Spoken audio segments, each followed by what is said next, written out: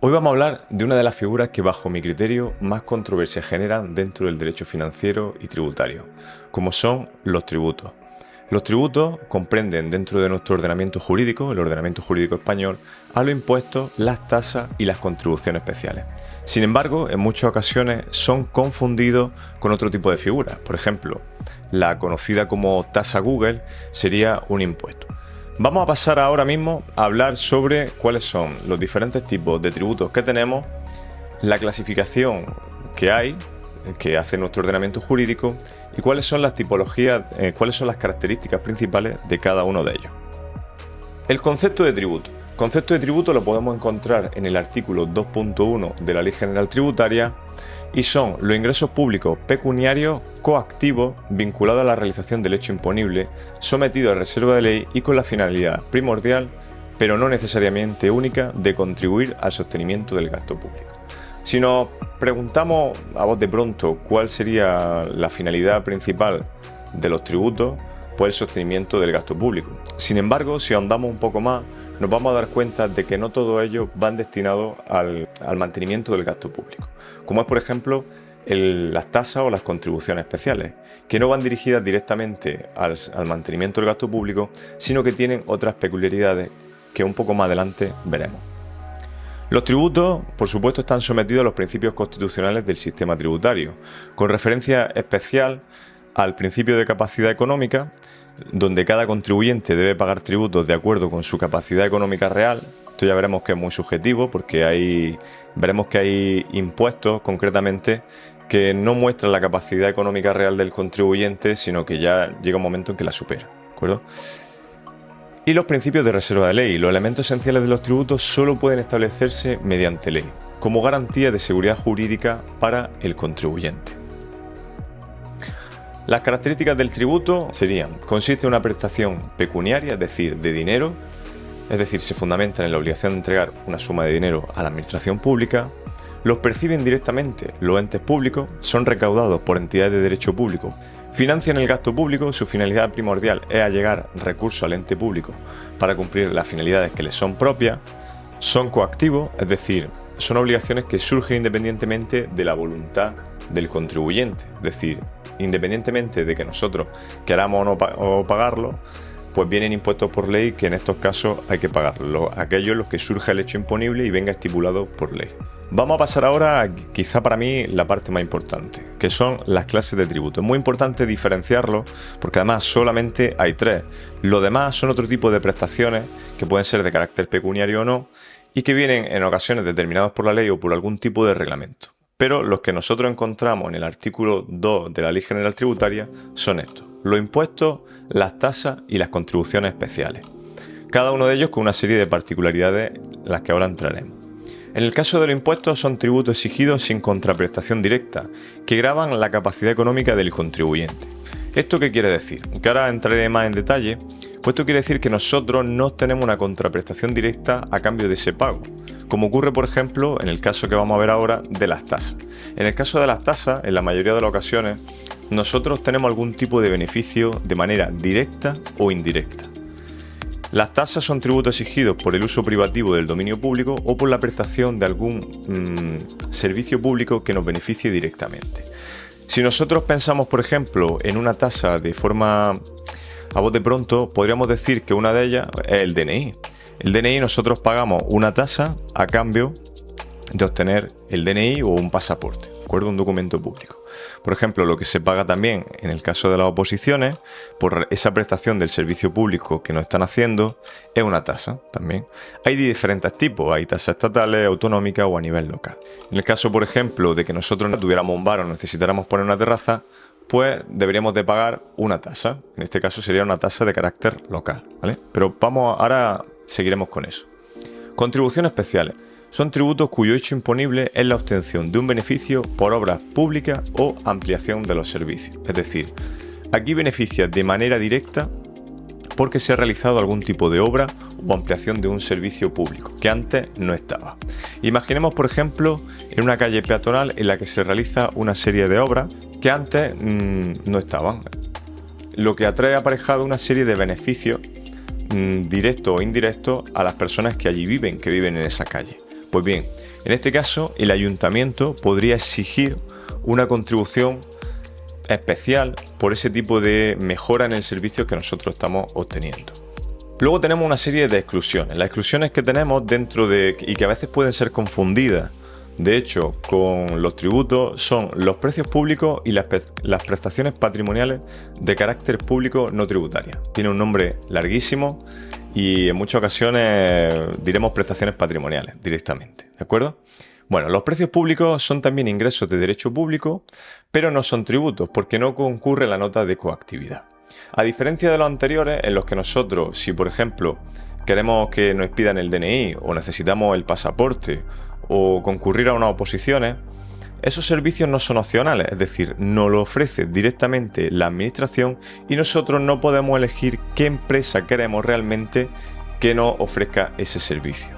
Sin embargo, en el caso de los precios públicos, este tipo de ingresos no vienen coactivamente impuestos por la ley, de tal manera que nosotros podemos elegir quién nos presta ese servicio. En ocasiones, y es lo que viene aquí, efectivamente se plantean problemas para distinguir los precios públicos de las tasas, puesto que en ambos casos derivan de la prestación de ese servicio o desempeño de la actividad en régimen de derecho público, ¿de acuerdo? Es decir, nosotros podemos elegir de manera opcional a quién queremos que nos preste ese tipo de servicio. Luego, las prestaciones patrimoniales de carácter público no tributarias. Son ingresos públicos que, aun siendo coactivos, no se configuran jurídicamente como los tributos y de hecho no se someten a los mismos principios de esos tributos, sino que tienen una naturaleza propia y diferenciada. Ahora un poco más adelante os pondré alguna serie de ejemplos para que veáis claramente la diferencia entre uno y otro. Volvemos a los impuestos. Son exigidos sin contraprestación y cuyo hecho imponible está constituido por negocios, actos o hechos que ponen de manifiesto la capacidad económica del contribuyente. Es decir, en principio, cuando nosotros pagamos ese impuesto, indirectamente se manifiesta nuestra capacidad económica, es decir, cuál es la riqueza que nosotros tenemos por pagar ese impuesto. Nosotros tenemos el IRPF, por ejemplo, que muestra la riqueza o la capacidad económica que nosotros tenemos derivado de nuestro trabajo, de nuestras ganancias patrimoniales, de los rendimientos de algún tipo de capital de bien inmueble o bien mueble. El impuesto sobre sociedades, por ejemplo, que sería el homólogo pero para las empresas, pues también mostraría la capacidad económica, el pago, la cifra mayor o menor, también mostraría esa capacidad económica. Las características principales es que son exigidas sin contraprestación, a diferencia de las tasas o las contribuciones especiales, donde nosotros realmente podemos tener algún tipo de beneficio.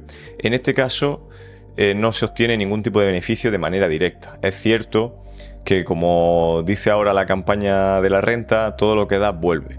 Sí vuelve, pero vuelve de una forma indirecta, en servicios públicos. No afecta de manera personal a un contribuyente en particular. Cuando nosotros abonamos la cifra o la cuota tributaria, para hablar en términos estrictos, la cuota tributaria del IRPF o del impuesto sobre sociedades, nosotros no recibimos ninguna contraprestación directa. En cambio, cuando se pagan las tasas o se abonan las contribuciones especiales, sí que hay un beneficio de manera directa a un contribuyente en concreto, la persona que paga la tasa, ¿de acuerdo? O a una serie de contribuyentes de forma general, como es el caso de las contribuciones especiales. La manifestación de la capacidad económica es otra de las características del impuesto. Graban en manifestación de la capacidad económica como la obtención de renta, la posesión del patrimonio o el consumo. La clasificación que se muestra a nivel general y que está más aceptada es la siguiente. Tenemos los diferentes tipos de impuestos como son personales y reales, subjetivos y objetivos, impuestos periódicos e instantáneos e impuestos directos e indirectos, en función del tipo de característica o la característica principal que tenga cada impuesto. Si nos fijamos, por ejemplo, en el primero, impuestos personales y reales, según si el tributo se configura en torno a una persona determinada o independientemente del elemento personal, como puede ser, por ejemplo, la propiedad. El impuesto personal va referido directamente a la persona, mientras que el real va referido o hace referencia a bienes.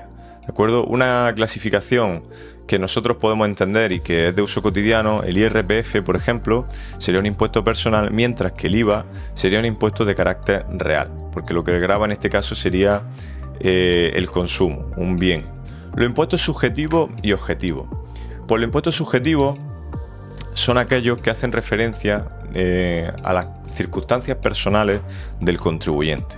Imaginemos, por ejemplo, como la figura que tenemos aquí, ¿de acuerdo? El IRPF sería un impuesto de carácter subjetivo porque hace referencia a las circunstancias personales. En este caso, por ejemplo, en función de la edad que nosotros tengamos, si tenemos familia numerosa o no, tenemos algún hijo o no, estamos casados o no estamos casados, todo ese tipo de circunstancias personales hacen referencia a esa subjetividad del impuesto.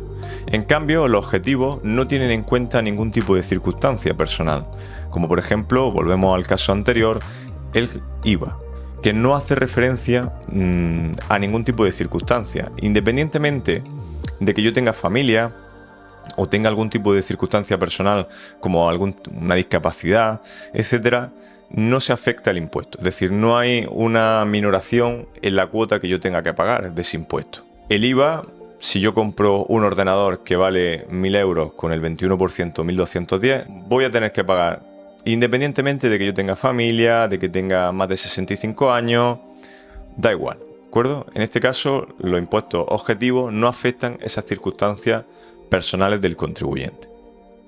En el caso de los impuestos periódicos, el hecho imponible surge de una forma recurrente, es decir, durante el periodo impositivo va surgiendo ese hecho imponible.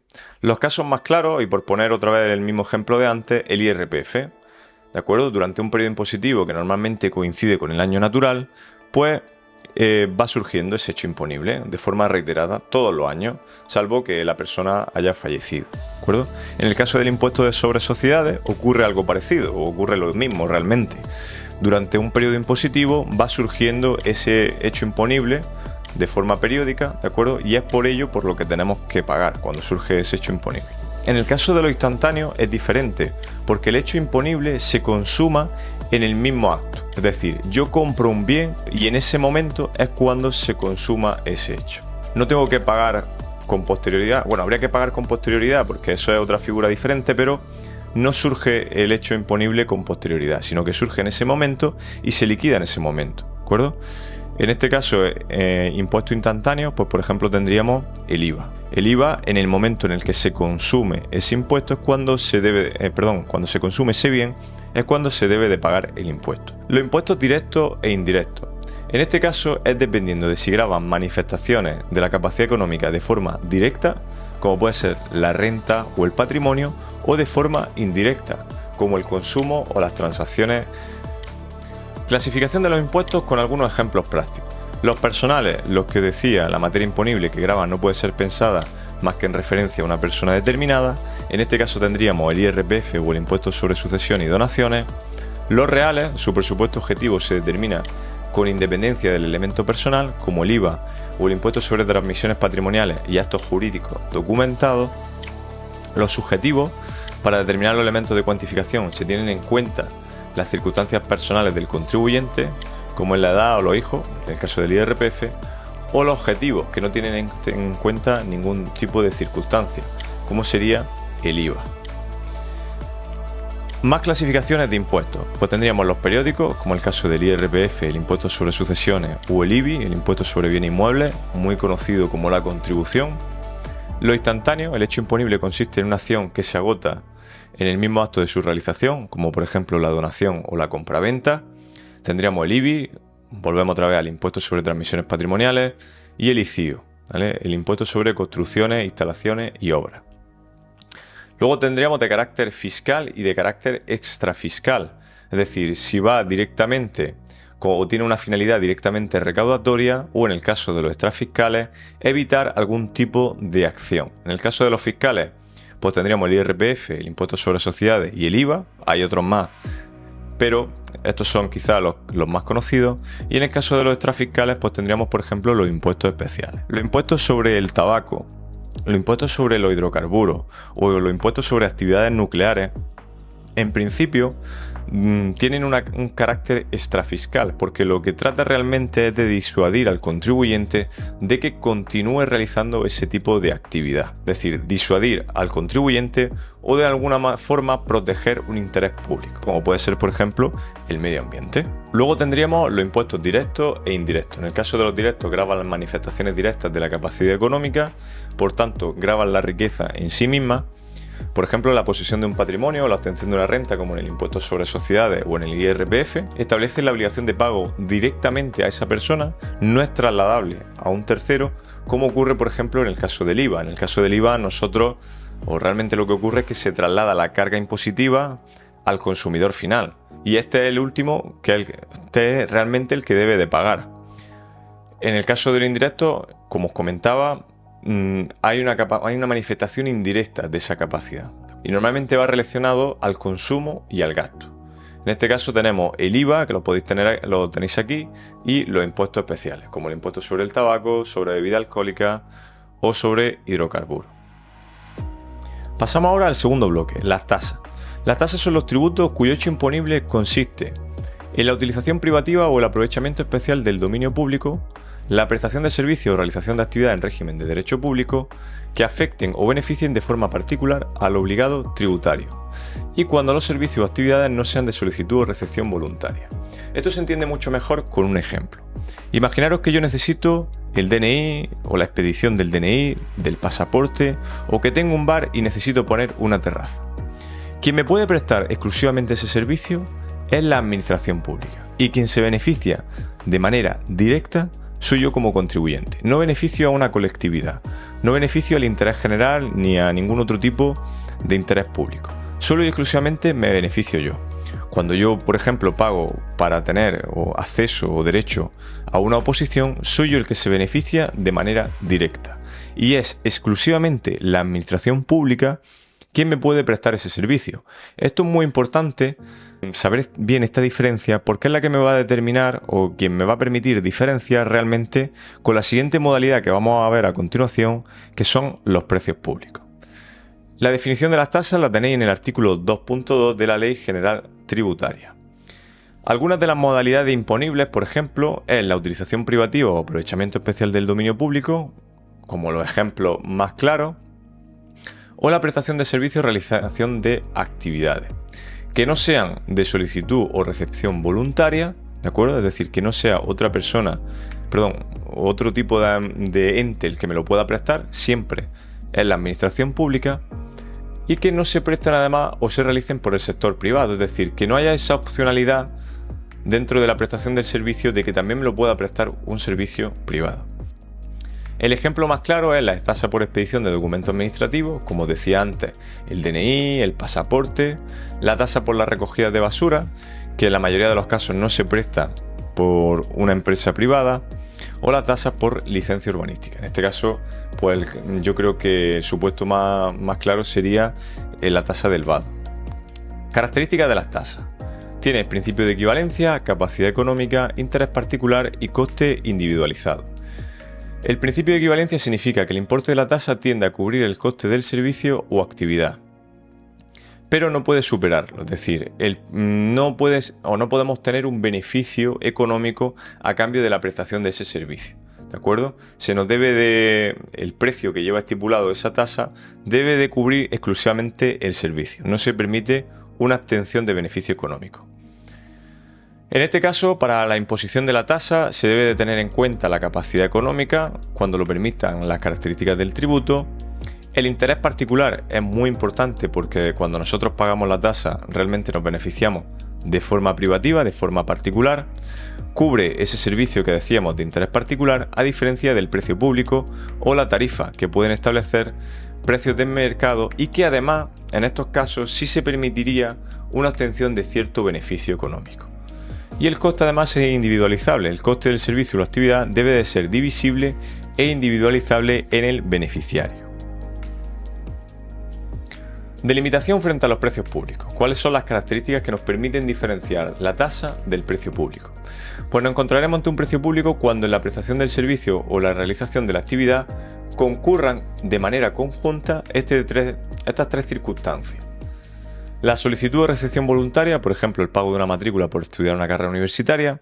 Pensad que las carreras universitarias nosotros no decidimos de forma voluntaria dónde queremos acudir, si queremos acudir a la universidad pública o la privada.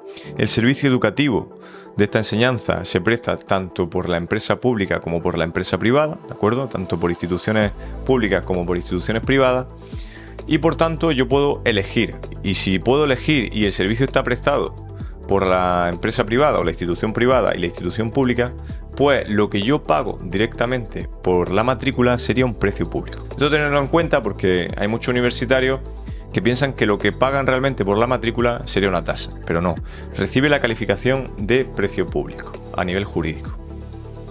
Hay una concurrencia del sector privado, vuelvo a reiterar en lo que ya decía antes, es decir, este servicio se presta también por el sector privado y el servicio es de carácter no básico o de primera necesidad, como ocurre por ejemplo en la educación universitaria, que no es de primera necesidad, ¿de acuerdo? No es obligatoria, como ocurre por ejemplo en la ESO. Los estudios universitarios, que el ejemplo que os ponía, no son obligatorios en España, por lo que no pueden ser catalogados como obligatorios o de primera necesidad.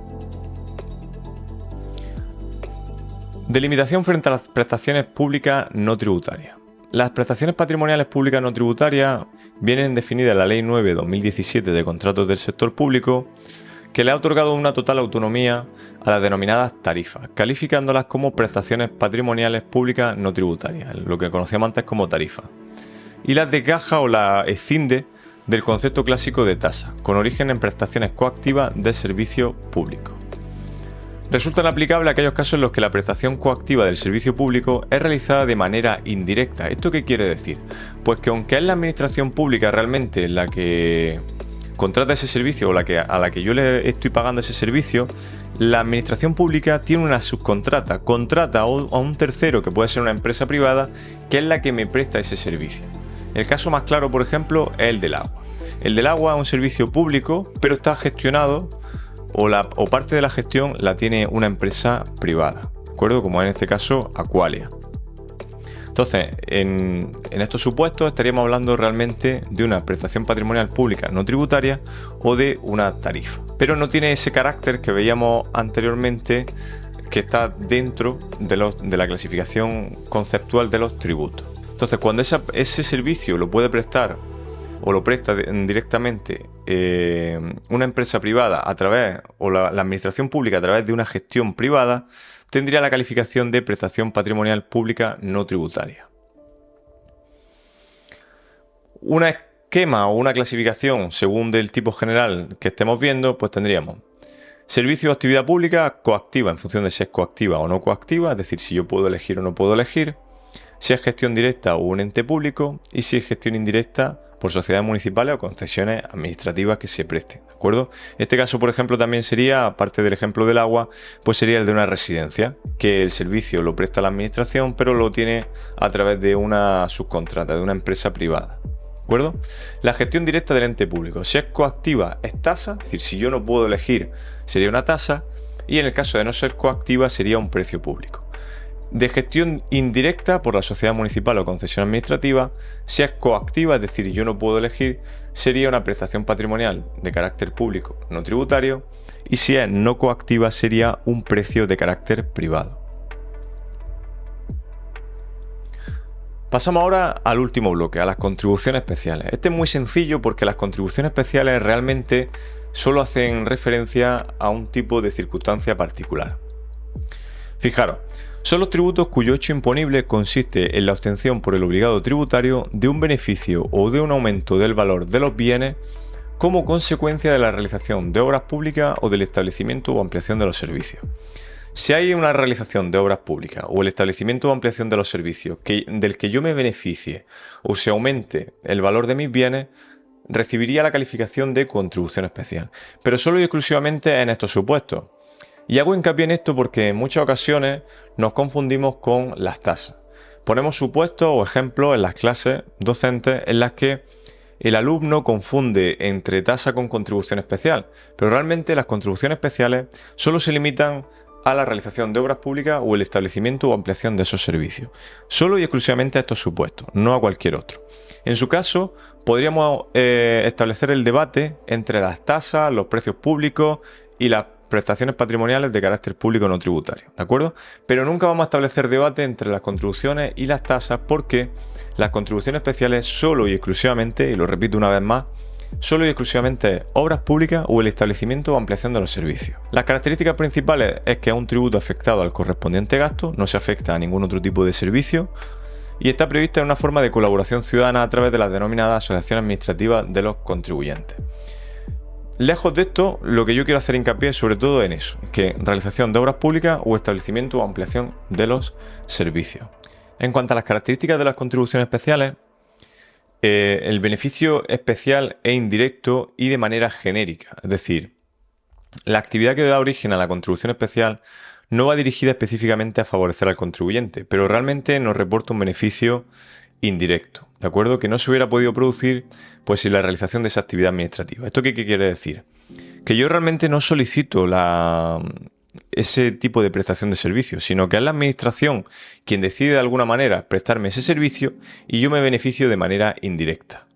Me beneficio por el establecimiento de ese servicio nuevo que antes no tenía o por la realización de obras mejorando la calle o mejorando esa instalación.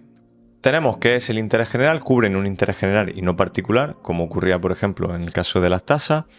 Yo me beneficio de manera genérica, en las tasas yo soy la persona que solicita de forma directa esa prestación pública del servicio. Y luego hay una financiación limitada, es decir, el ente público no podrá financiar más allá del 90% del coste de la obra. Pero realmente lo que nos va a permitir distinguir entre el resto de figuras tributarias y la contribución especial es precisamente esa obra o realización de obra o el establecimiento o ampliación de esos servicios. El ejemplo más típico, como veis aquí, es la pavimentación de una calle que beneficia especialmente a los propietarios de esos inmuebles colindantes. Vamos a ver ahora algunos casos prácticos sobre los tributos. Fijaros, el caso 1, la gestión del servicio del agua. Pues si el ayuntamiento exige una tasa por la prestación de ese servicio y sin embargo se está planteando que esa gestión de ese servicio lo realice una empresa privada o lo realice otro tipo de empresa, pasaría de ser una tasa a una prestación patrimonial público no tributaria. ¿Por qué? Pues primero, porque la gestión está hecho por un ente indirecto, ¿de acuerdo? Y en segundo lugar, porque es coactiva, es decir, yo no puedo elegir realmente quién me puede prestar ese servicio. Viene impuesto obligatoriamente y yo no puedo elegir, ¿de acuerdo? Entonces esos son los dos elementos principales, ese carácter de coactividad y que la gestión se realice por una empresa de manera indirecta, que no sea prestado directamente por la administración. Luego hablamos de la renovación del carnet de conducir. Un estudiante aprueba el carnet de conducir que tiene caducado y debe de pagar para esa renovación. ¿Eso qué sería? Pues en este caso es una tasa, porque no lo presta ningún tipo de entidad aparte, ningún tipo de empresa privada, sino que es exclusivamente la administración quien me presta ese servicio, quien puede prestarlo. La administración pública es quien me lo presta y yo no puedo elegir. Luego el servicio de transporte público. En el caso de que el transporte público me lo gestione, igual que en el caso anterior, una empresa privada, pues sería, en este caso, o vendría impuesto por una prestación patrimonial pública no tributaria, una tarifa. En este caso se trata de un servicio coactivo, pero gestionado de forma indirecta por la administración, mediante una concesión. Y luego, por último, la renovación del alumbrado. Un ayuntamiento va a acometer las obras públicas de alumbrado, de renovación del alumbrado, de un barrio. Puede hacer recaer el coste en los vecinos, y el alumbrado en este caso, y del alumbrado, el coste del alumbrado lo podría directamente repercutir en el contribuyente. Pues la respuesta a voz de pronto sería que sí, mediante contribución especial. El máximo siempre y cuando se cubra el 90% de la obra. El servicio del alumbrado público, una vez que ya está puesto en marcha, se financiaría con impuestos, no con tasa. Pues con esto habríamos terminado este primer bloque en el que hemos visto cuáles son las características y diferencias principales de los tributos. Nos vemos en el siguiente vídeo.